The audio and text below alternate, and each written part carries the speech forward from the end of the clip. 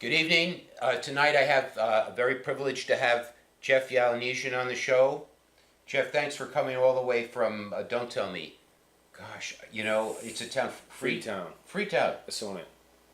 Well, there are 351 towns and cities in Massachusetts. Just north of Fall River. Fall River. Yes, and not far from Fairhaven either. New Bedford, Fairhaven, yeah. Fairhaven. South Coast. And how are things going down there? Are they things going well for the South Coasters? They're always. Freetown is like the South Shore 30 years ago. Before all the people moved in. So do you have nice beaches and stuff down there?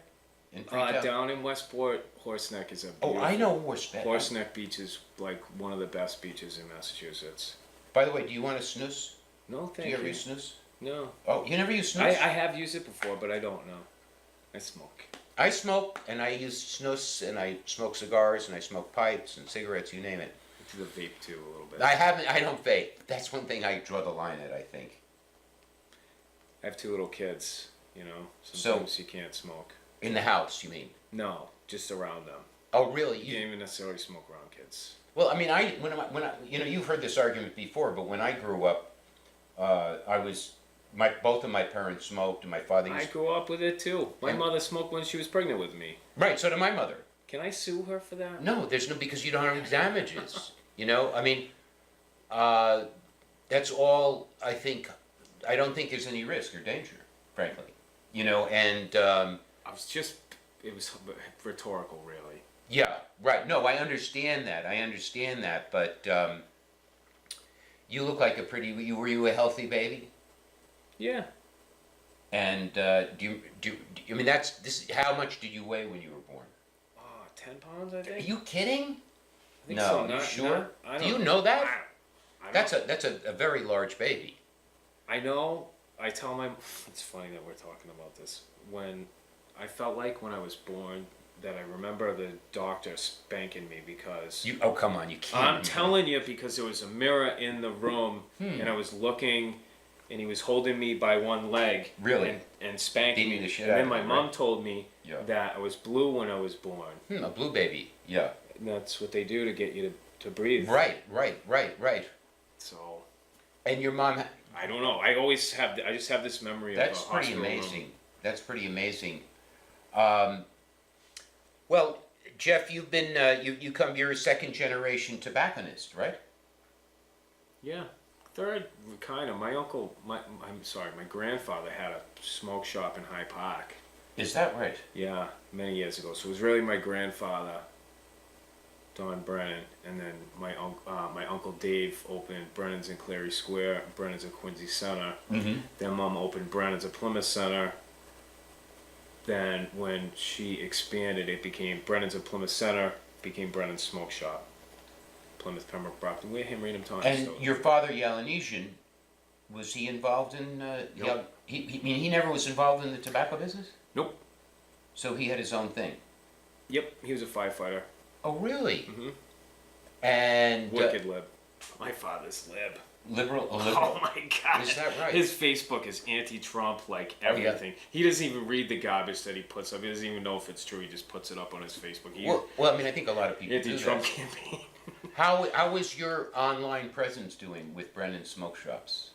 I only really pay attention to Facebook because I can, kind of engage with clients, on a personal level. Yeah, but who does your Facebook? I do it. Oh, you do it? Yeah. Really? Yeah, we're still small business. Are you pretty good at Facebook? I find it very difficult to use. Well, the thing about Facebook is if somebody wants to message me, it's that person is actually messaging me. So I can go and I can look at that person.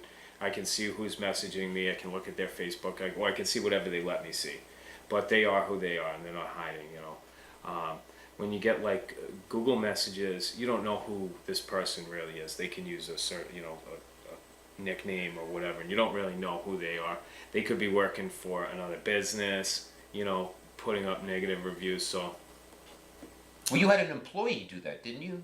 An employee I'm not going to talk about previous employees. No, but I mean that's a lot of problem now these days with businesses. I've never had anything like that. But I mean businesses these days. I feel like other businesses are gonna like. I'll give you an example. I got a few bad reviews on Google, and it was about our glass pipe selection. Three in one day. Never got a rant on my glass pipes because we usually carry all American glass pipes, and I got a rant, and then like that evening I got a private message on Facebook from somebody that wants to sell me glass pipes. So you think that, well, I mean, that's the thing. You don't know who anybody is. So I mean, all these Yelp reviews and so forth. When people Facebook message me, they are who they are. They usually they can choose a nickname too, but it's they are who they are. Typically, they're not trying to hide behind a computer screen. Geoff, I think this year the 21-year-old legal buying age. We've talked about this before. But I mean, I think they voted on it, didn't they? Is it coming into effect July 1, or do you know? I don't know. In the state, you mean? Yeah, I'm talking about the state. I think there's federal stuff going on. No. Right now, no. But I'm just saying the same group is. No, I don't doubt it. I don't doubt it at all. And knowing who the director of the FDA is right now. Do you know who the Tobacco 21 guys are? They're both two prominent doctors. They're pushing it nationally. It's Dr. Winikoff and Dr. Hartman. Yeah, right? yeah. Well, you were on yeah, with Dr. Winikoff. Nice guys. Oh, nice guys. Well, they are nice guys. They're pediatricians, Stephen. You know what I mean? Well, they're pediatricians. Please. They're doing their. Winikoff says the most vile things about people who smoke. Yeah. And let me just tell you one thing. I know that when we talked to Winikoff, to me personally, he was a friendly guy. Yeah. But in his public persona, he says the most vile things about people who smoke. So, for example, if you're talking about children and, talking about people who smoke and talking about people in the industry like they're the most terrible, terrible, evil people, that's not a good example. That's not a good example for children. Some people really believe that that the tobacco industry is that. Well, no, but he talks about smokers as if they're. No, I feel that way about the alcohol industry. You know what I mean? Let's talk about a little bit of the cannabis industry. The cannabis industry. But I just want to say, Winikoff. I want to make a point here. Okay, sorry. Here's the point, and my point is, kind of fomenting the kind of hatred that Winikoff foments. I don't think is healthy for children, and I think it's worse than exposing them for them to smoke and stuff. This kind of So, Winikoff is a nice guy. He was a nice guy to us. But, and Hartman has been a nice guy to me when I've met him.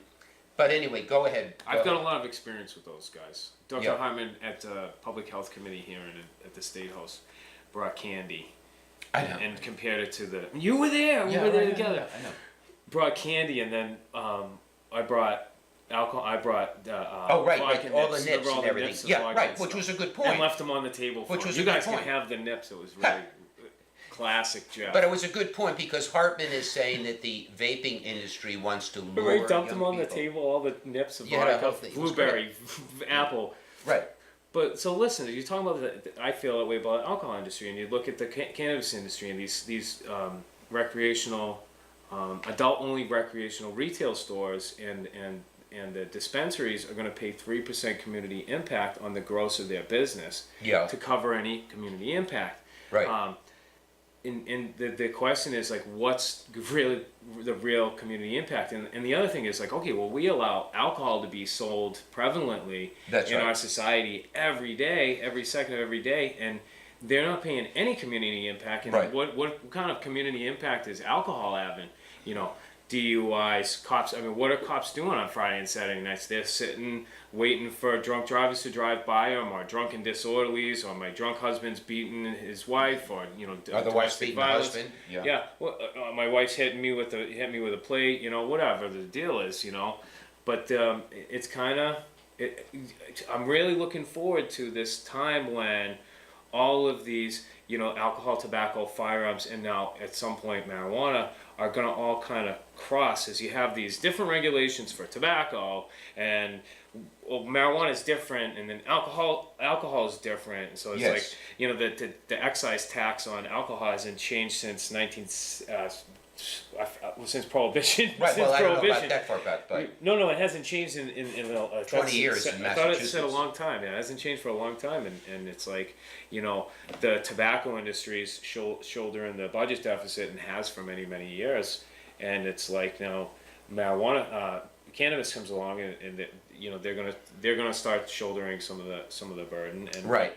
But what's gonna happen with alcohol? I mean, is alcohol ever going to pay its share of community impact? Mm-hmm. And then talk about community impact, and we're gonna touch on that in the food industry and how there's new research now. It's not even new research, but there's research out there that suggests that the food industry is actually feeding us the things that are making us sick.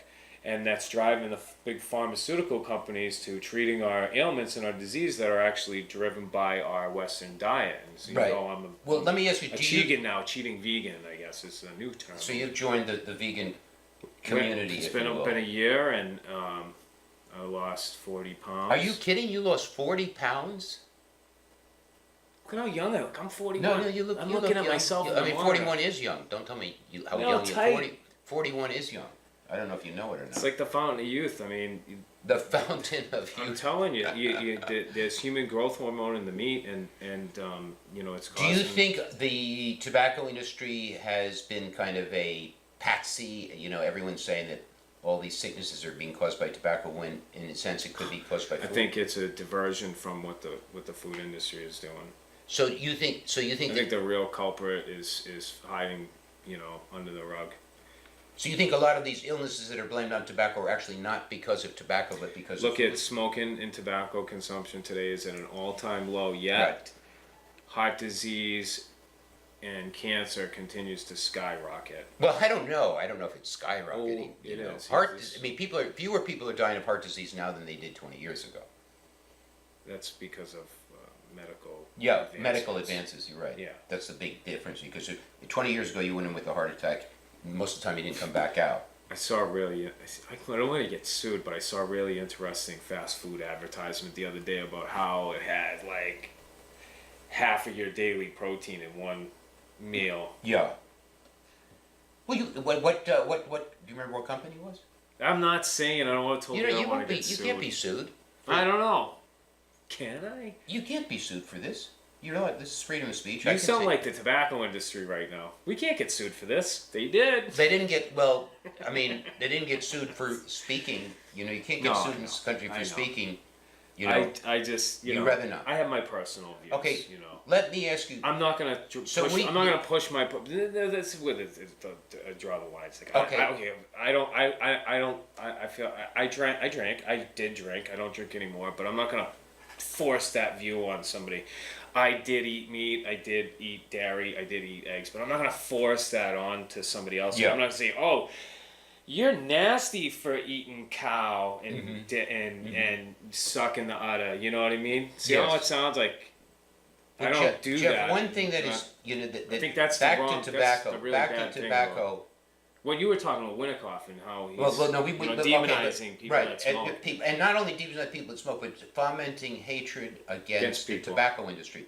I don't think hatred is a good thing. You have people walk by you down Mass Ave here, and they go, "You're smoking," and they're like, oh my God! But you see them walk by the grill at Gillette Stadium. Yeah. And it's the same. It's smoke, but they're not. Oh my God! Right, can you guys extinguish that hibachi, you know, next door? It's like, you know. Well, no, I mean, it's just to touch on what you're talking about. You can grill outside and... Is that the word, fomenting? To foment. Foment is the right proper pronunciation. Fomenting. In other words, to encourage people to hate other people and to think, you know, and I think Winnicott and Hartman, they're assuming they know everybody and that everybody's behind them. And you look at like the cannabis issue, we go back to that again, that you know, you're going to be surprised when you find out who's actually, you know, everybody knows somebody that smokes cigarettes, weed, drinks. We probably at this point all know of somebody that's OD'd on heroin, you know, or is currently addicted to to For sure. painkillers or opioids.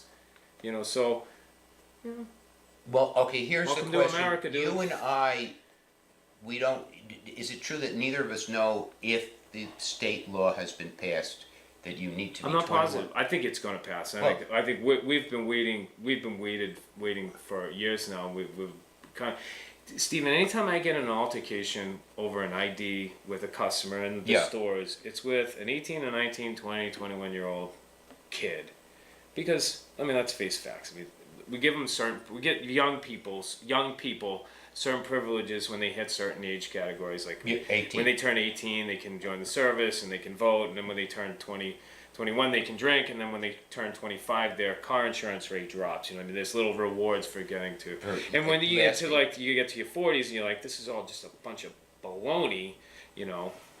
But well, I mean, I think I don't know, but I think as of July 1, they're just raising the bar for us. And when somebody comes in the store, you know, the difference between 21 and 18 is huge.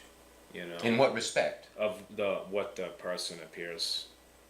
Well, okay, for example, well. Just saying, and they raised the bar. And in terms of, I know you're going to ask me about what's going to do our business now. Well, the 18 to 21-year-olds have an extremely low smoking rate right now, so it's not going. Well, that's because they don't consider vaping smoking. And well, vaping, I don't think vaping is. From what I read, I mean, there are not that many people vaping. I mean, I see a few. My sister's. Listen, my sister is in a. I don't want to turn any attention towards her, but she's a principal at an elementary school. Right. At an elementary school, and she's taking them off kids in elementary school. Just that in itself is kind of alarming to even me. That kids at that young of an age are getting addicted to nicotine. But let's face facts. Come on. Look at me, I'm smoking a cigarette. Look at me, I'm smoking a cigar. Okay, Look at me, I'm smoking so a first pipe. of all, Look at me, I'm smoking a vape. Geoff, we don't know the 21, so we're both ignorant of that. Unfortunately, I'm surprised I'm ignorant, and but well, no, it passed the House, and now it has to go to the Senate. That was the last I heard. But this time of year, things move so rapidly. Do they? Stephen, Yeah. I mean, and then it'll go to Baker's desk, and Baker, I'm sure, will sign it if. It's probably going to pass. Yes. Yeah. And but I'm just curious as if it did pass. You know, I'm not. I don't know. We don't know. Neither of us know. Okay. We need somebody outside with. That's all right. Research. Let me ask you a question now. The FDA is proposing to eliminate almost all the nicotine in cigarettes, and one of the reasons it's doing this is because Scott Gottlieb, who is the director of the FDA, is kind of sympathetic to the vaping idea. So he wants to move us smokers like me. Nobody. Let's put it this way: I couldn't give away zero nicotine vape e-juice. Really? No. I can't give it away. It doesn't sell. Well, I mean, that's what the idea of the FDA is if you remove... know what? You know what's giving them the idea? There is a company, and I forget I think it's called 21st Century. Yeah. They own the patent on the process of taking nicotine out of the tobacco. Yeah. Mm-hmm. There's one company that has a patent on. They can not only remove it completely, right? They can control the level in the tobacco plant. Well, right now, so that's coming up. Now, what do you think? What's really alarming about the FDA in terms of that? Because I know you're asking me about cigars too. Well, no, let's stay. They want to control the amount of nicotine in premium handmade cigars. Is that right? Now, anybody that knows anything about handmade cigars and the process that they go through to make these things, there's really impossible to control the nicotine levels in this organic artisan product. It's completely organic. Well, the FDA's position primarily is if they can stop everybody from smoking cigarettes or cigars, that would be a good thing. That's their position. Why wouldn't they take another position of maybe they can stop everybody from consuming dairy products because it causes cancer? Well, right now, you know what I'm saying? Well, no, they could do a lot of different things. It's an agenda, and I think what it is when the people filed the class action lawsuit against the tobacco industry and the tobacco industry lost, they basically open the door for the tobacco industry to basically fund and fight itself. Yeah, it's that's a snake true. eating its own tail. Well, And what happens to a snake? obligated, It just keeps getting smaller and it gets more confined and condensed and, and whittled down. And the consolidation that we've seen in the corporate industry of the tobacco industry is like these bigger companies just consuming smaller companies and all of them, until it's down to, like, I think what you got now is Altria, RJ Reynolds, and Commonwealth are the three major cigarette manufacturers. And then cigar land, you have Altadis, General, Newman Fuente, and Rocky Patel. And there's a host of other family-owned cigar manufacturers, but they slowly get consumed by the Altadis, the General. Well, right now, like, I got an email parent- from the Cigar Rights of America, and they said, please send a public comment to the FDA in opposition to the plans they have for premium cigars. So they're not happy about it. They say that if the FDA gets its way, it would really hurt the premium cigar business terribly. I have no doubt that it will, because everything that I've seen FDA do since they took control of tobacco, Which was in 2009. I think it was 2007. Okay. It's been incremental in steps, I mean, FDA just got control of e-juice and cigars, I think, last year or the year before, 2 years ago. So it's been incremental and changes. The fact of the matter is, Stephen, that my tobacco stores are going to consolidate down into a museum at some point. You think, how are they doing right now? We just stay in business. We stay busy. We all have a job. We're not getting rich on, selling tobacco. The margin's so small and the taxes are so high. We just stay busy. Right. We try to take care of our employees and pay them good wages and give them good benefits, It's okay. Now, you were upset because you say that this organization that is a union, let's say, for example, of retailers in Massachusetts, is to a large extent funded by... the International Premium Cigar and Pipe Retailers Association. Right. Is funded primarily by the cigar manufacturers. Okay. Now, the thing that... Okay, and you're upset because when the state of Massachusetts was considering banning online sales of cigars, they did not support you in that regard. Because all of the cigar manufacturers now have share in the retail side of the cigar industry. General Cigar owns Thompson, as well now as Cigars International. Altadis owns JR's. Right, but I mean, my point is, my question to you, most of the time, their interests and yours are going to be similar, very similar, if not the same.